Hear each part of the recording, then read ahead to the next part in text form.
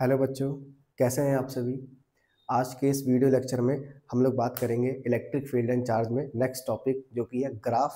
और आज हम लोग देखेंगे इक्विलिब्रियम के प्रॉब्लम। तो सबसे पहले हमें डील करना है ग्राफ। किसका ग्राफ? कूलम्ब्स लॉ का ग्राफ। बहुत इंपॉर्टेंट है। इस साल सीबीएसई बोर्ड में सेट 3 के अंदर इस ग्राफ का क्वेश्चन भी आ गया था, तो ये बहुत इंपॉर्टेंट है ग्राफ को समझना। तो हमारे पास कूलम्ब्स लॉ का फॉर्मूला क्या है? कूलम्ब्स लॉ का फॉर्मूला है F इक्वल्स टू के Q1 Q2 upon are square. अगर आप लोग इस वीडियो से बने रहे हैं तो आपको पता होगा कि यहाँ पर जो मैंने K लिखा है वो एक्चुअली में क्या है, 1/4 पाई एप्सिलॉन नॉट, जिसकी वैल्यू कितनी होती है 9 इंटू 10 की पावर 9। तो हम लोग इस पूरे लेक्चर सीरीज में जहाँ जहाँ पर फॉर्मूला लिखेंगे वहाँ पर हम लोग K ही यूज करेंगे, जिसकी वैल्यू आपको याद होनी चाहिए। अब मुझे ग्राफ प्लॉट करना है किसके बीच में? मुझे ग्राफ बनाना है फोर्स, यानी कि मुझे फोर्स को लेना है वाई एक्सिस पर, और ग्राफ बनाना है 1/r² का। बहुत ध्यान से देखिए बेटा, मुझे ग्राफ बनाना है फोर्स और 1/r² का।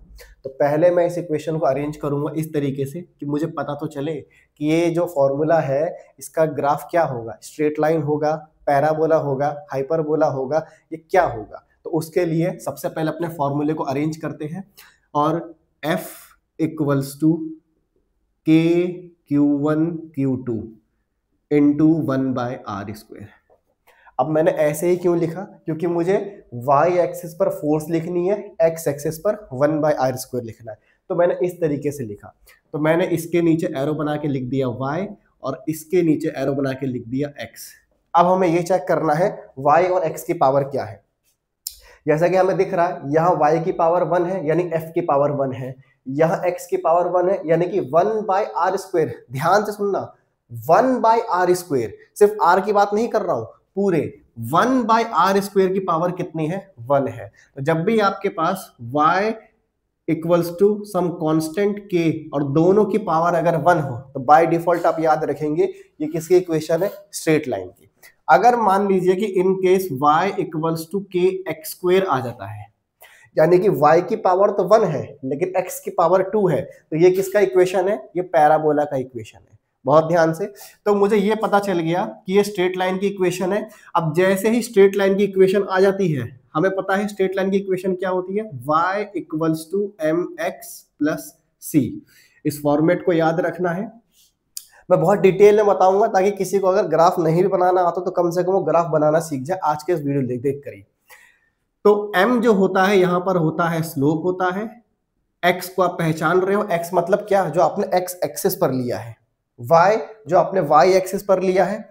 अब ये आ जाता है c, इसको बोलते हैं इंटरसेप्ट। ये क्या होता है? ये हमें y एक्सिस पर मिलता है। कब मिलता है? जब मैं इक्वेशन में x की वैल्यू 0 पुट कर दूं। अब ये c बहुत काम की चीज है।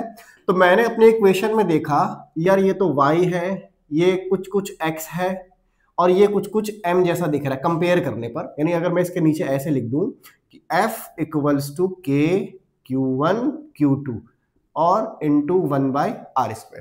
तो मैं अगर कंपेयर करूं तो देखो y यहाँ पर F, यहाँ पर x, तो यहाँ 1/r²। अब x के साथ जो भी लिखा होता है वो हमारा स्लोप होता है। तो यानी मुझे ये समझ में आ गया कि ये मेरा स्लोप है। लेकिन यहां पर प्लस करके कुछ लिखा नहीं है, लेकिन यहां प्लस करके c लिखा है। तो इसका मतलब ये होता है कि इसमें इंटरसेप्ट कितना आ गया? 0 आ गया। ये बहुत इंपॉर्टेंट इंफॉर्मेशन है। जब हम लोग डुअल नेचर पढ़ेंगे तो वहां पर इसका और इस्तेमाल करेंगे जब आपको काइनेटिक एनर्जी और फ्रीक्वेंसी का ग्राफ प्लॉट करना होगा। तो जैसे ही मैंने देखा इंटरसेप्ट 0 आ गया, इसका मतलब ग्राफ जो है वो पास करेगा कहां से? ओरिजिन से पास करेगा। अब दिक्कत क्या है? अगर कोई भी ग्राफ ओरिजिन से पास करता है तो दो तरीके से कर सकता है, या तो ऐसे करेगा या तो ऐसे करेगा। आप देख पा रहे हैं ये ग्राफ और ये ग्राफ दोनों स्ट्रेट लाइन है, दोनों ओरिजिन से पास कर रही हैं। तो मुझे पता कैसे चलेगा कि मुझे इस ग्राफ में कैसे बनाना है? तो ध्यान से देखना, ये मदद करेगा मेरा ये स्लोप m। अगर मेरे स्लोप की वैल्यू पॉजिटिव आ रही है यानी कि मेरी लाइन उठी होगी मतलब मेरी लाइन x एक्सिस से उठ रखी होगी, तो मुझे ये वाला ग्राफ बनाना होगा। ये ग्राफ कब बनाना है? जब मेरा स्लोप कैसा आए? नेगेटिव। अब अगर किसी को ये भी जानना हो कि सर आपने प्लस माइनस का लफड़ा कैसे लगाया, तो बहुत सिंपल है। हम जानते हैं ना स्लोप का मतलब होता है x एक्सिस से बनने वाला एंगल। तो ध्यान से देखो, इसमें ये एंगल 90 से छोटा है और स्लोप होता है tan थीटा। तो यहाँ पर अगर थीटा 90 से छोटा है मतलब कि स्लोप पॉजिटिव आ जाएगा। यहाँ ध्यान से देखेंगे तो यहाँ पर ये जो एंगल है ये आपका 90 से बड़ा आ रहा है। तो जब भी अगर एंगल 90 से बड़ा आता है तो tan नेगेटिव आ जाता है, जो कि स्लोप नेगेटिव है। तो मुझे बहुत डिटेल में समझ में आ गया कि सर ये जो मेरे पास इक्वेशन लिखी है ये मेरे पास स्ट्रेट लाइन की इक्वेशन है और मैंने जरूरत का सारा मसाला तैयार कर लिया यहाँ पर। अब बस मुझे ग्राफ प्लॉट करना है। तो आप मुझे ध्यान से देख के बताएं कि मेरी जो इक्वेशन है उसमें स्लोप कैसा है बेटा, पॉजिटिव है, क्योंकि ना तो यहाँ पर प्लस है ना तो यहाँ पर माइनस है। हाँ, अब इसमें मैं ये बोल सकता था कि सर अगर आपने बताया कि Q1 Q2 को मल्टीप्लाई करने पर 0 से बड़ा आ जाए तो इसका मतलब क्या होगा, बहुत बढ़िया, इसका मतलब ये होगा कि ये वाली चीज पॉजिटिव आ जाएगी, मतलब स्लोप कैसा आ जाएगा, पॉजिटिव आ जाएगा। लेकिन ऐसा भी तो हो सकता है कि Q1 और Q2 को मल्टीप्लाई करने पर 0 से कम आ जाए। ये आपको बहुत अच्छे से पता है, ये तभी होगा जब दोनों चार्ज में से कोई एक नेगेटिव होगा। अगर ये मल्टीप्लाई करने पर 0 से छोटा आ रहा है मतलब ये वाली चीज नेगेटिव आ रही है, मतलब कि स्लोप कैसा हो गया, नेगेटिव हो गया। मतलब कि इस कूलम लॉ के ग्राफ में मुझे दिख रहा है कि मेरे पास दो तरीके की स्लोप आ रही है, एक आ रही है पॉजिटिव, एक आ रही है नेगेटिव। पॉजिटिव कब आ रही है, जब दिख रहा है दोनों चार्ज सेम होंगे, सेम का मतलब दोनों पॉजिटिव दोनों नेगेटिव, ये एक पॉजिटिव एक नेगेटिव। तो अब ध्यान से देखना, अगर मुझे इसके लिए ग्राफ बनाना हो जब Q1 Q2 पॉजिटिव हो, यानी कि Q1 Q2 का प्रोडक्ट पॉजिटिव हो, तब ग्राफ कैसे बनेगा, ग्राफ इस तरीके से बनेगा। सबको समझ में आ रहा है, मैंने ये वाला ग्राफ बनाया यहां पर। अब मैं अगर बोलूं कि मेरे Q1 Q2 का प्रोडक्ट 0 से छोटा है, नेगेटिव है, मतलब स्लोप नेगेटिव, और स्लोप नेगेटिव के लिए लाइन नीचे गिरते हुए बनानी है, तो मैंने इस तरीके से ग्राफ बना दिया। अब बहुत ध्यान से समझना, ये वाला जो ग्राफ है इसके लिए स्लोप आ रहा है मेरा कैसा, पॉजिटिव, इसके लिए स्लोप आ रहा है मेरा कैसा, नेगेटिव। अगर स्लोप पॉजिटिव है मतलब कि Q1 Q2 Q1 Q2 ये भी कैसा आ रहा है, पॉजिटिव। यहां पर Q1 Q2 वो कैसा आएगा, नेगेटिव आएगा। अच्छा, अगर Q1 Q2 का प्रोडक्ट करने पर पॉजिटिव आ रहा है, इसका मतलब ये दोनों सेम चार्ज है। अगर ये दोनों सेम चार्ज हैं तो क्या ये अट्रैक्ट करेंगे कि रिपेल करेंगे, वेरी गुड। ये अगर सेम चार्ज है तो एक दूसरे को क्या करेंगे, रिपेल करेंगे। मतलब ये वाला ग्राफ किसका है, रिपल्शन फोर्स का है। तो उसी लॉजिक से मुझे यहां दिख रहा है Q1 Q2 का प्रोडक्ट करने पर नेगेटिव आ रहा है, मतलब इन दोनों में से कोई एक नेगेटिव होगा, तो ऑब्वियस सी बात है ये अट्रैक्ट करेंगे, मतलब ये वाला ग्राफ किसका होगा, अट्रैक्टिव फोर्स का होगा। और साथ ही साथ अगर मैं यहां से एंगल थीटा मेजर करूं तो ये जो थीटा होगा बेटा, ये जो थीटा होगा ये क्या मेजर करेगा आपका, सर ये थीटा मेरा स्लोप मेजर करेगा। क्या मेजर करेगा, स्लोप। और ये स्लोप है क्या, सर ये तो प्रोडक्ट ऑफ चार्ज के बराबर है। मैं यहाँ पर के नहीं गिन रहा हूं क्योंकि देखो बेटा के और के दोनों में सेम है, तो जो वैल्यू बनाएगा, जो वैल्यू का डिफरेंस देगा वो Q1 Q2 ही देगा। तो मैं ऐसा बोलूंगा कि ये जो स्लोप होगा ये डायरेक्टली प्रोपोर्शनल होगा प्रोडक्ट ऑफ चार्जेस के। तो यहां पर भी सर स्लोप बनेगा कुछ, इसको θ1 स्लोप बोल देते हैं, इसको θ1, तो इसको θ2 बोल देता हूं। तो यहां पर भी ये जो θ2 होगा वो डायरेक्टली प्रोपोर्शनल होगा Q1 Q2 के। हाँ, मैं ये बात जान रहा हूं, आप सब समझदार हैं, आपको पता है कि यहां पर स्लोप पॉजिटिव आएगा, यहां स्लोप नेगेटिव आएगा, तो मैं प्लस माइनस का झमेला नहीं रख रहा हूं। मैं बस ये बताना चाह रहा हूं कि ये वैल्यू प्रोडक्ट करने पर प्रोपोर्शनल होगी, ये भी प्रोडक्ट करने पर प्रोपोर्शनल होगी। प्लस माइनस आप लोग खुद से एडजस्ट भी कर सकते हैं। तो ये पूरा डिटेल एक्सप्लेनेशन है कि कैसे इसका मैं ग्राफ बना सकता हूं। ग्राफ याद रखना फोर्स और 1/r² का ही बनता है। और इस पर अब हम देखेंगे कि एक बढ़िया सवाल, ताकि आपको पूरा ये जो हमने समझा है ना ये पूरा कनेक्ट हो सके। तो इस पर फटाफट से ग्राफ के क्वेश्चंस को भी देख। तो क्वेश्चन ये है कि मेरे पास इस तरीके का ग्राफ है, यहां फोर्स है, यहां 1/r² है, वेरी फाइन, है ना, ये हमने पहले से देख भी रखा था। अब क्वेश्चन ये था कि यहां पर एक ग्राफ इस तरीके से दे दिया है और यहां पर एक ग्राफ इस तरीके से दे दिया है, सही है। अब मैं अगर आपसे पूछूं कि ये वाला ग्राफ किसका होगा, तो आप बोलोगे सर ये तो रिपल्सिव का होगा, अभी हम लोगों ने देखा। ये वाला ग्राफ किसका होगा, सर ये अट्रैक्टिव का होगा। मैंने बोला यहां पर जो ग्राफ है वो ग्राफ है Q1 Q2 के लिए, सही है।